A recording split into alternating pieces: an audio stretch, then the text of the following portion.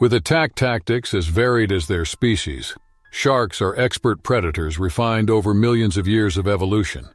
In contrast to the frantic chaos that is frequently portrayed, many sharks use deliberate accuracy.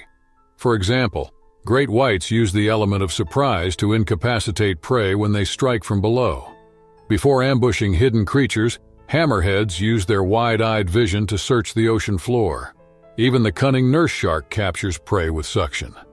Shark attacks are an intriguing study of the adaptability and strength of nature since each species has developed its deadly technique. Here are 6 stories.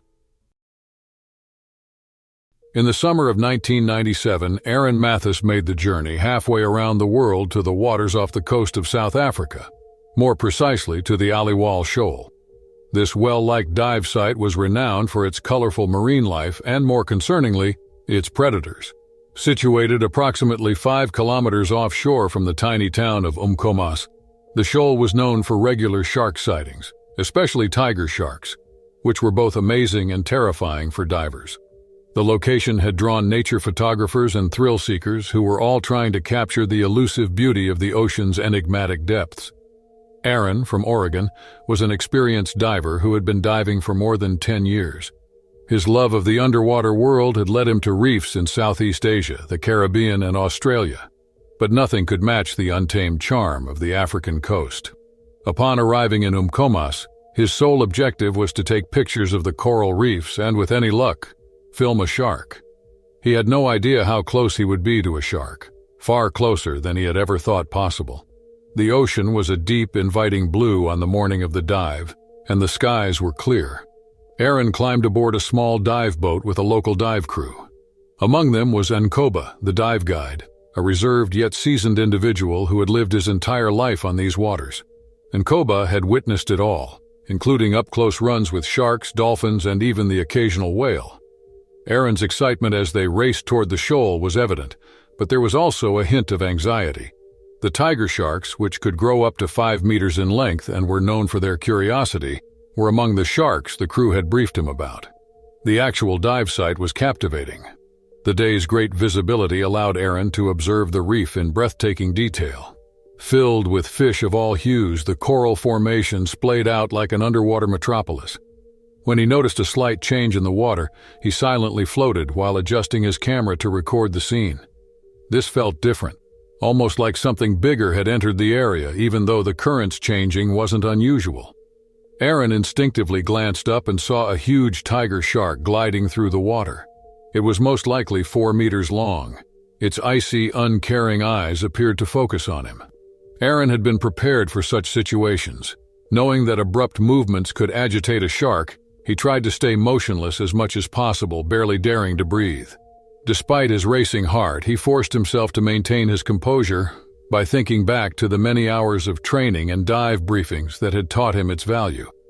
Once, the tiger shark circled him, getting close enough for Aaron to see the fine details of its striped skin.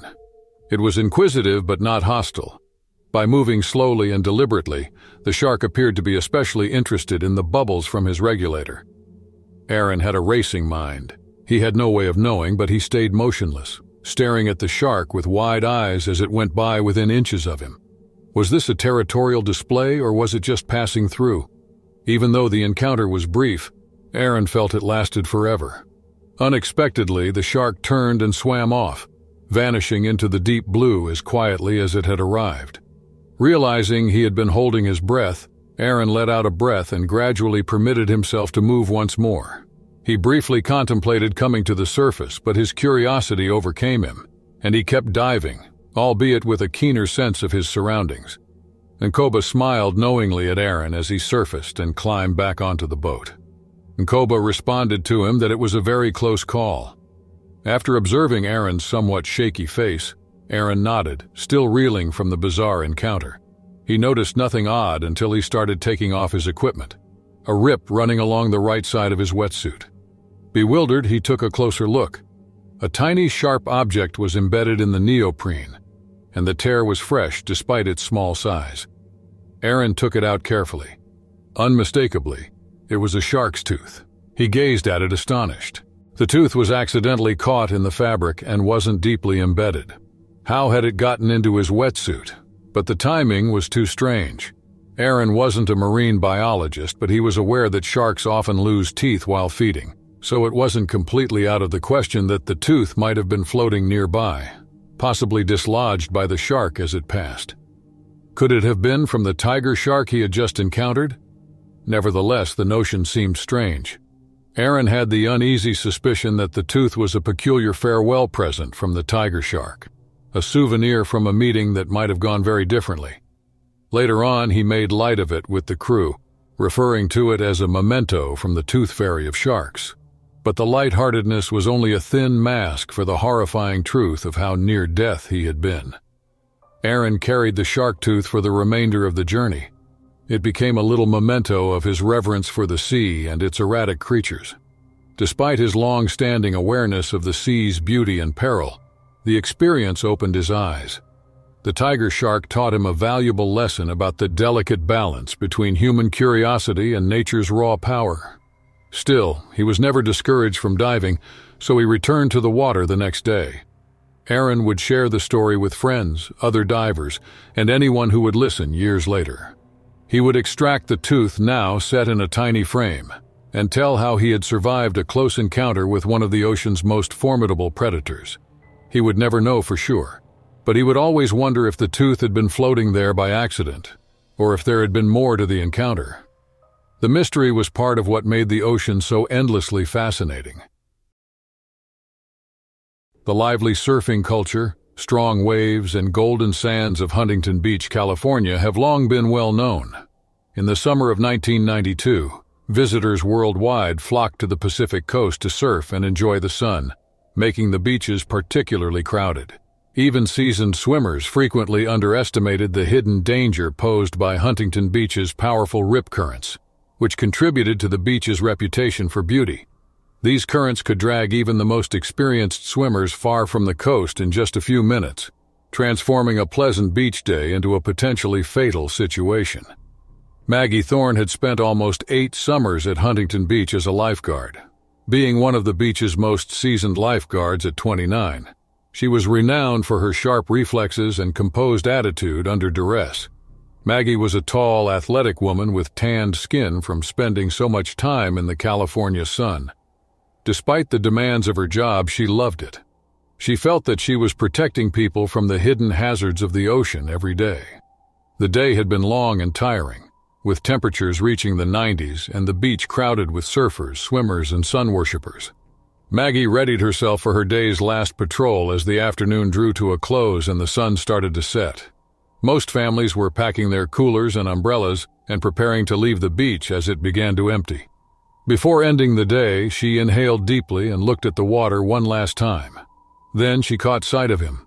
Amid a strong rip current, a lone swimmer struggled far past the breaking waves.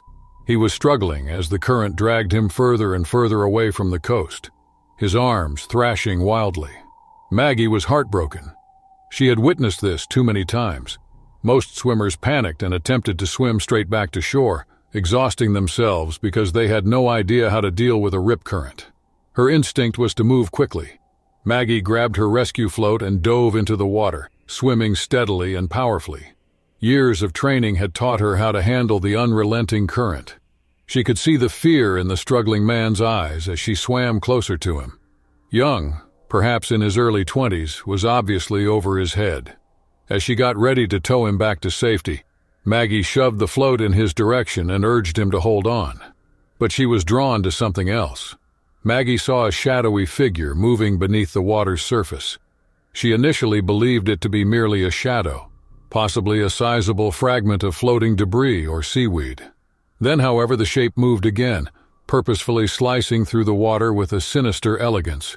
A shark was involved. Clinging desperately to the float, the swimmer was unaware of the danger below. The new threat hiding beneath the waves distracted Maggie from the rip current.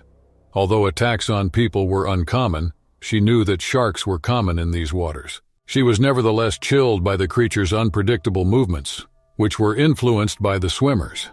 Maggie briefly contemplated going around and calling for assistance from the other lifeguards. However, there was no time. Both the shark and the swimmer were too close together. Pulling the man, she tightened her hold on the rescue float and started swimming toward the shore. The weight of the circumstance was bearing down on her with each stroke. Then it was done. With terrifying speed, the shark struck Maggie, its sleek body slicing through the water. As the shark's teeth ripped her flesh apart, she experienced a sudden intense pain in her side. She was briefly submerged, confused, and bleeding after the force of the attack knocked the rescue float out of her hands. The surrounding ocean grew darker as her blood mixed with the salt water. Maggie came to breathing heavily, her eyesight hazy from the agony. The swimmer was screaming now, his face white with terror, but he managed to hang on to the float. Maggie's attempt to reassure him by calling out was cut off in mid-sentence. The water around her turned a deep crimson, and she could feel the blood seeping from the wound on her side. Now conscious of the situation, the other lifeguards ran down the beach and put a rescue boat into the water. Maggie, however, was aware that they would not arrive on time. As they struggled to maneuver the ship through the choppy waves, she could see the fear in their eyes and their desperate and frantic movements. Maggie was rapidly losing strength. The other lifeguards' shouts and the boat engine's distant sound were audible to her, but they all seemed so far away. With a horrified expression, the swimmer turned back to her while still holding on to the float. Although Maggie knew she wouldn't be alive, he was. She pushed the float toward him with one last push, telling him to hang on. Her vision was fading as the cold water pressed in around her, and the pain was now unbearable. Despite everything she had tried, the ocean had taken her. It was already too late when the rescue boat arrived. Maggie's body was floating in the water, lifeless. The deep gash in her side grimly documented the shark's attack. Even though the swimmer was physically unharmed, the lifeguard's removal of him from the boat left him stunned, his hands shaking and his face going white. The scene was solemn back on shore. As Maggie's body was brought in, the other lifeguards stood silently, their expressions a mixture of shock and sadness. The tragedy affected the whole community, as Huntington Beach lost one of its best that day. People who knew Maggie and others who had only heard about her courage placed flowers and heartfelt messages at a small memorial near the lifeguard tower. There was less activity on the beach in the weeks that followed. As the ocean's hazards persisted, swimmers were still drawn out from shore by the rip currents. However, Maggie Thorne's sacrifice forever changed the town, reminding everyone of the unpredictability of the sea's power and the risks lifeguards take to protect others. Immediately following the assault, the swimmer, whose identity was never made public, left Huntington Beach. The memory of that day plagued him for years afterward, and he never returned to the ocean. Maggie's bravery will always be remembered, but her death marked a tragic conclusion in a life devoted to saving others. Tragedy was yet to strike for experienced freediver Ben Carpenter in the summer of 1998, in the colorful but dangerous waters off the coast of New Zealand. The dive site was close to the Kermadec Trench, an isolated and primarily uncharted area of the Pacific Ocean, known for its vibrant marine life and sheer cliffs. Despite its beauty, this area had a reputation among the locals for having erratic wildlife, especially sharks. The waters were not unfamiliar to Ben. He was born in Wellington and had been a free diver for more than 10 years, pushing the ocean's boundaries. He was 35 years old and renowned for his expertise, and he frequently dove to depths that others found frightening. However, this most recent trip would sadly be his final one.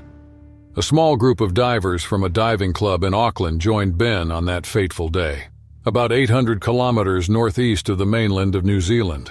The group had rented a boat to explore the seldom visited reefs of the Kermadec Islands. Ben had planned a deep dive, and the conditions were perfect. The waters were crystal clear, and the visibility was superb. The dive got off to a usual start. Ben swam effortlessly among the colorful coral formations as he sank into the deep blue. He wanted to investigate a reef around 40 meters below the surface, well known for its vibrant corals, schools of fish, and sporadic encounters with large pelagic animals. He knew sharks were common in these waters, but had dealt with them numerous times and knew what to do. He thought that people misunderstood sharks, which were frequently more fascinating than dangerous. Ben felt the familiar serenity that diving bestowed upon him as he descended. The only sounds in the cool water were the gentle hum of the ocean and the rhythmic movement of his fins. Unaware that he was being pursued by something bigger, He marveled at the schools of fish that passed him with grace. Ben saw an unexpected movement out of the corner of his eye about 15 minutes into the dive. At a distance, a blue shark, Prianos glauca, was circling him. Blue sharks are frequently found in these waters, known for their vivid blue color and sleek torpedo-shaped bodies. They didn't typically act aggressively toward people, but this encounter felt different. The shark was drawn to him probably because of the fin's delicate movements or the gleam of his equipment. While keeping a respectful distance, it initially circled him slowly. Ever cautious, Ben watched the shark as he carried on with his exploration. He concentrated on maintaining his composure because he knew that frantic movements or panic might cause an unintended reaction. However, the shark's behavior changed as he ascended to the surface. The formerly aimless circling became more purposeful.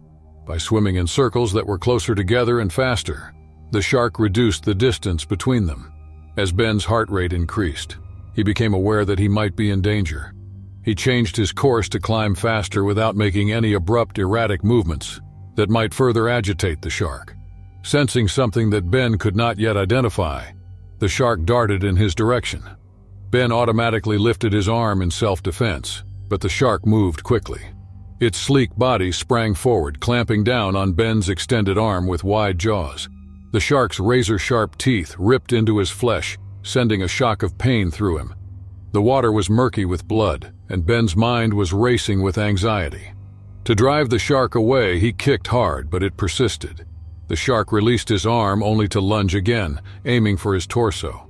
With his injuries now severe, Ben found it difficult to repel the unrelenting predator. Blood still gushed from his wounds, blurring his vision. He struggled to breathe, desperate to get to the surface, but his lungs burned. He knew that his only chance of survival was getting out of the water before the situation worsened. But he was already losing strength. It seemed impossible to reach the surface, and the shark did not give up. Ben was drawn farther into the water as it struck once more, its strong jaws locking onto his leg. As the coldness of the deep set in, he could feel his energy ebbing away. He knew he wouldn't survive those last few moments, and his breath ran out. The blood in the water was discovered by the other divers who had surfaced without knowing what was going on below. The realization that one of their own was still missing caused panic. When they called for assistance, a rescue crew was sent from a nearby research vessel. However, it was already too late when they arrived at Ben's last known location. Divers searched the area, but Ben Carpenter had vanished, captured by the predator that had taken him. The sea, as it frequently does, kept its secrets, and his body was never found. Not just in New Zealand, but all over the world, the tragedy rocked the diving community. Ben was a skilled diver who was cautious and respectful of the ocean's risks. His passing served as a sobering reminder that even the most seasoned explorers cannot foresee how the ocean inhabitants will act. Although blue sharks are generally not hostile toward people, nothing is confident in the open ocean. The event sparked new conversations about freediving safety precautions and the unpredictability of shark behavior in the wild. Those who knew Ben would never forget his name, and his story would serve as a warning to anyone who dared to go into the deep. Beautiful and enigmatic, the ocean had taken another life, reminding us that its depths should not be taken lightly. In the summer of 1996, the Johnson family spent the day at a sandbar off the Gulf Coast of Florida, close to the sleepy town of Cedar Key on a sunny Sunday afternoon. The tides were low, and the Gulf waters were warm and inviting, exposing a large area of shallow water that appeared ideal for a family picnic. The turquoise sea shimmered in the high sun's rays, and a slight breeze carried the aroma of sunscreen and salt. Both residents and visitors enjoyed the shallow waters that stretched far from the coast on another ordinary day. Because it was shallow, calm, and safe from the threat of predators that lurked farther out in the Gulf, this area had been regarded as a tranquil place for decades. Tristan Johnson, 38, his wife, 35-year-old Marissa Johnson, and their two kids, Layla, 10, and Finn, 7, had brought a picnic basket with sandwiches, fruit, and juice boxes. A short distance from the sandbar, they anchored their little boat and ventured into the waist-deep waters, laughing and splashing as they investigated the sand beneath their feet. Due to its shallow depths extending far into the water, The sandbar was a favorite location for families. The Johnsons had been to the area several times, believing the shallows safe. Though occasionally murky from stirred-up sand, the water was usually clear enough to see any warning indications. Furthermore, danger seemed to be the last thing on their minds that day.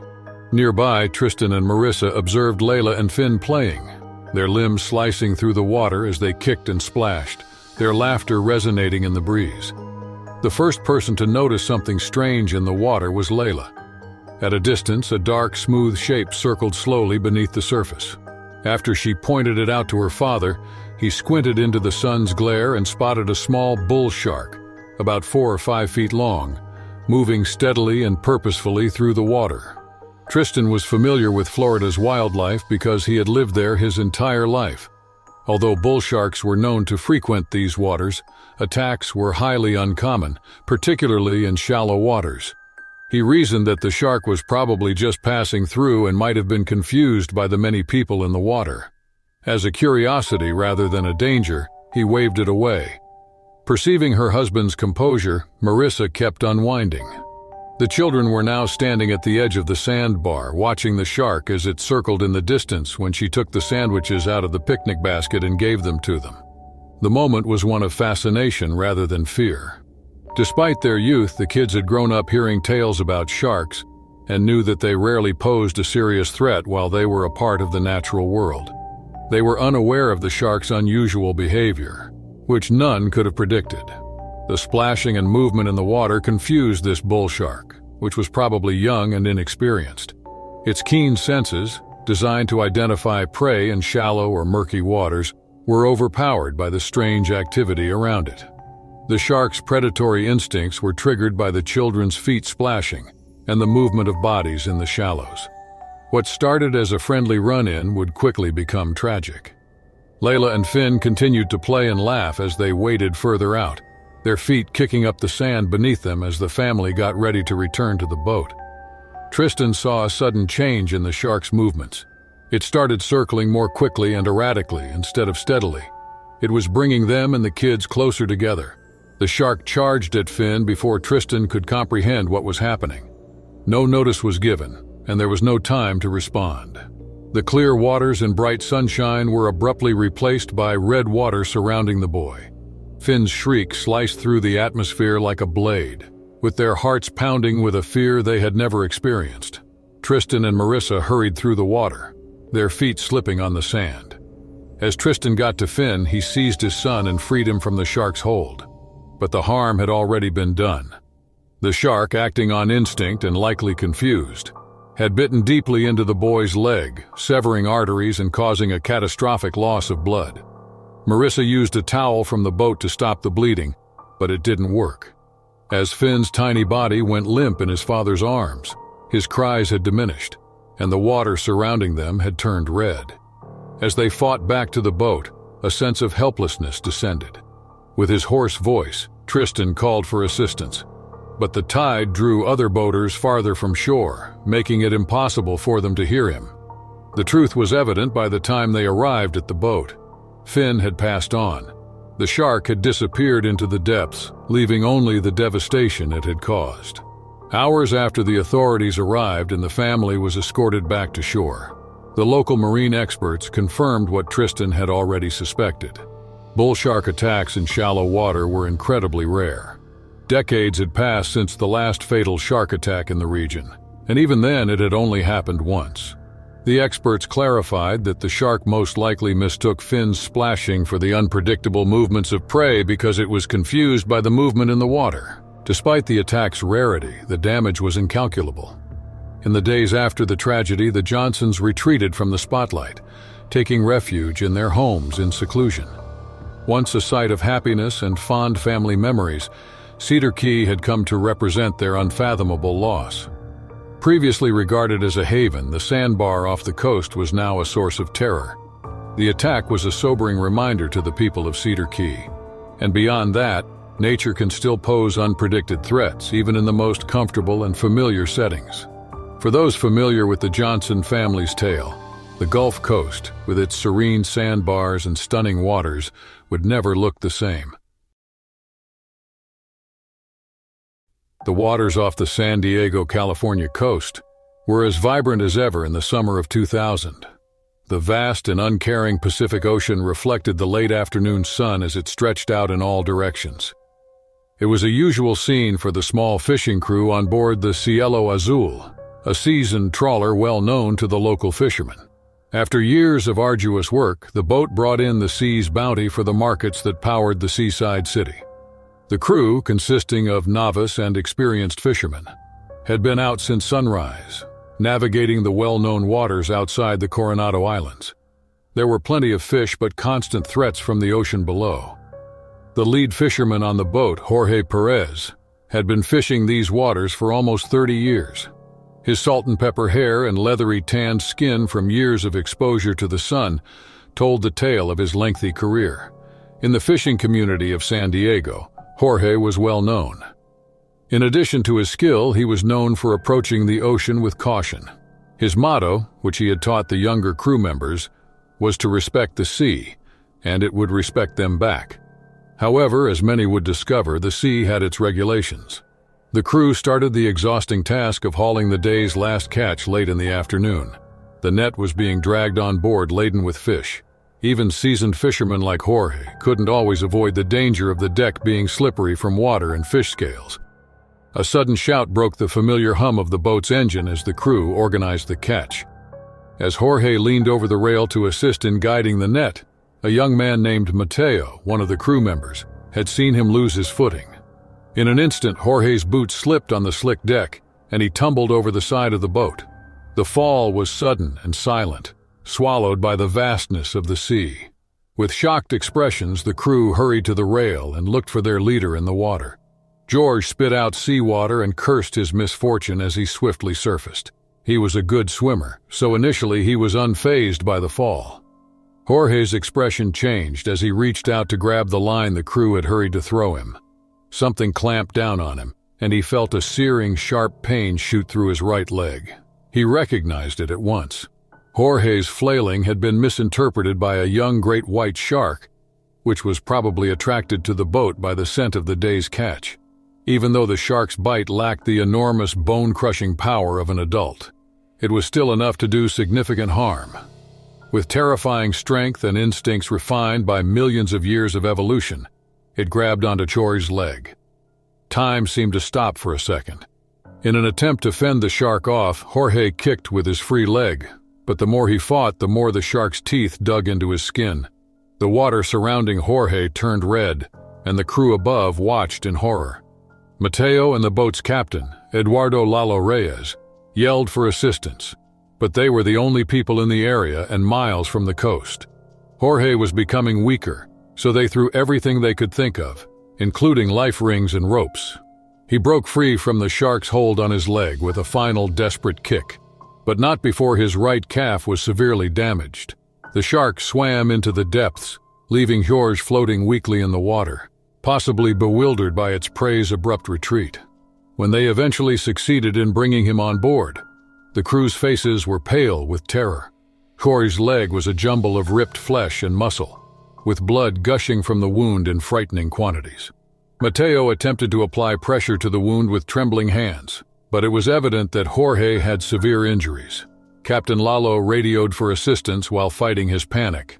The crew knew they didn't have much time because the closest Coast Guard station was more than an hour away. Jorge was breathing heavily, and his face turned pale. His eyes were glazed with pain as he glanced up at his crew. They were quiet resignations, as though he knew the odds were against him rather than panic. Though they labored feverishly, the men in his immediate vicinity knew what was coming. Jorge's condition deteriorated over the minutes. His body was unable to cope with the blood loss, and his pulse was weakening. Jorge Perez had already slipped away by the time the Coast Guard got there, his body still in his crewmate's cold embrace. The medic's only option was to confirm what the men on the Cielo Azul already knew. Another victim of the sea's capricious nature was Jorge Perez, who had lived his entire life at sea. The fishing community soon learned of Jorge's passing.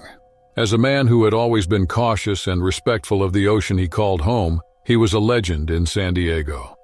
Regardless of one's level of experience or caution, The sea was an uncontrollable force, as his death tragically reminded of. Matteo and Captain Lalo were among the young men who had worked with him, but they were left to deal with the loss while reliving the events of that fateful day in their minds. The local fishermen threw flowers into the sea as a small memorial service for Jorge in the following weeks. As a warning to those who worked the waters off the coast of San Diego, his name will be sung for years. Although the Cielo Azul continued its journey, the men on board would always remember the day Jorge Perez was swept away by the waves. In the end, Jorge's passing was not only a personal tragedy, but also a reminder of the ocean's wild power, and that some things are impossible for humans to overcome no matter how hard they try fully. It was abrupt and merciless when the sea asserted its own. Teenagers gathered at the edge of a tall cliff in the summer of 1994, on a peaceful section of Spain's Mediterranean coast, close to Calpe. Many thrill-seekers had long frequented the cliffs, also called Los Penones de Ifach. The rocky limestone formations that jutted sharply out into the ocean were the ideal height for fearless cliff divers, who wanted to feel the rush of freefall before diving into the chilly blue waters below. One of the group members was 17-year-old Luca Damaris, who had made a name for himself as one of his most daring friends. Raised in the seaside town of Altea, a few miles south of Calpe, Luca had known the Mediterranean coast his entire childhood. He had always been drawn to the sea because he found excitement in its unpredictable nature and serenity in its vastness. As a kind of ritualistic escape from the routine of small-town life, cliff diving had become a regular activity for him and his friends. However, Luca's last leap would become the subject of local legend on this specific day, for all the wrong reasons. The teens were getting ready for their final jump of the day as the sun was low in the sky, bathing the cliffs in a soothing orange glow. The sparkling water below seemed to invite them for a final dive. His friends were behind him, encouraging him, as Luca stood at the edge gazing down into the depths. He jumped off the cliff without thinking, his body arcing elegantly through the air. Then he crashed into the sea with a loud splash. For a while, everything was the same. As he surfaced, he smiled at his friend's water pouring from his face. But just as he began to swim toward the shore, something stirred beneath the water, a dark, swift movement that caught his eye.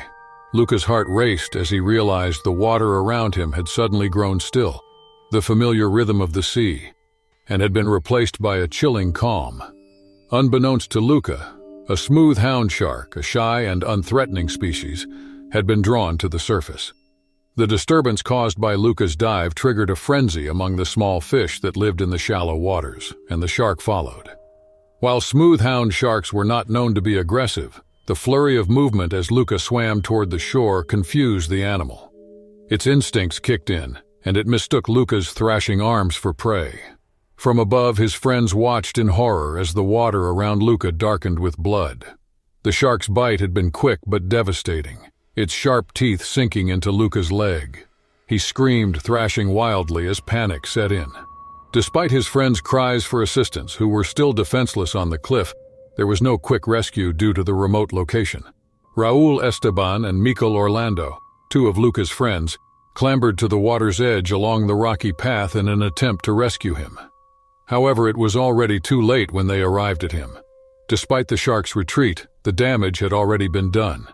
As his friends pulled him onto the rocks, Luca was hardly conscious, breathing shallowly, and his face was pale. The shoreline was soaked in blood, which turned the pebbles red.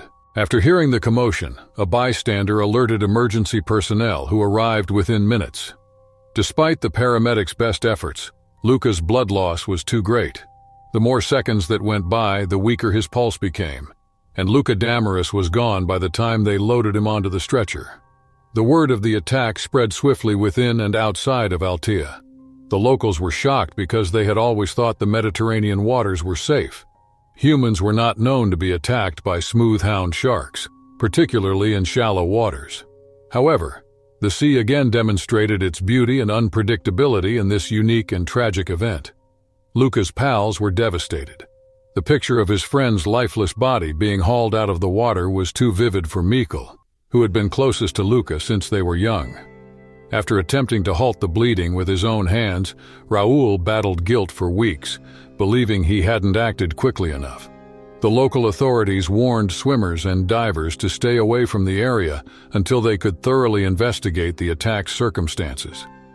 Later, marine experts concluded that the shark had most likely been confused by the strange activity in the water, a peculiar accident that was unlikely to occur again.